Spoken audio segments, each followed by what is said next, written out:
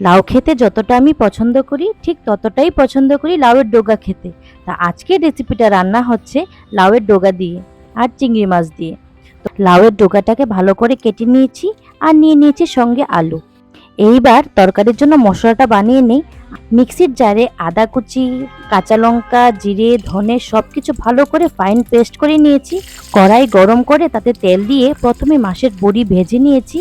সেই তেলেই ফোড়ন দিয়ে দিয়ে দিয়েছি সেই মশলাটা যখন ভালো করে কষে গেছে, একদম তেল ছেড়ে গেছে, তখন দিয়ে দিয়েছি কেটে রাখা লাউয়ের ডগা, আলু আর নিয়ে নিয়েছি কিছু কাঁচা টমেটো আর কিছু পাকনা টমেটো। তারপর দিয়ে দিয়েছি পরিমাণ মতো নুন, একটু হলুদ, ভালো করে মিক্স করে নিয়ে নিয়েছি। মিক্স করে ঢাকা চাপা দিয়ে রেখে দেবো 5 থেকে 7 মিনিটের জন্য। 5 থেকে 7 মিনিট পর ঢাকনা উঠিয়ে দিয়ে দেব সেই ভেজে রাখা মাছের বড়িগুলি একদম হাত দিয়ে স্ম্যাশ করে। অন্যদিকে আমি চিংড়ি মাছগুলিকে ছোট ছোট করে কেটে নিয়ে একটা ফ্রাইং প্যানে ভেজে নিয়েছি। তারপর চিংড়ি মাছগুলিও সেই মাছের বড়ির সাথে দিয়ে দেব।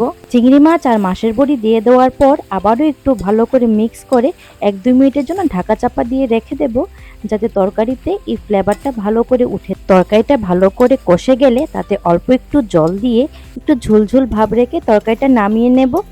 ব্যাস হয়ে গেছে লাউয়ের ডগা দিয়ে চিংড়ি মাছের রেসিপি।